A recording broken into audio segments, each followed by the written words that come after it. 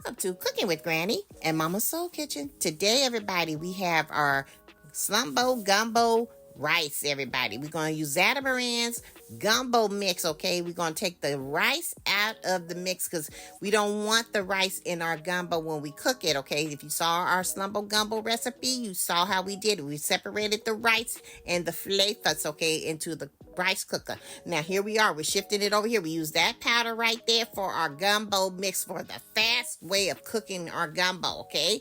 Now, here's the rice over here. The rice and some seasonings and over there.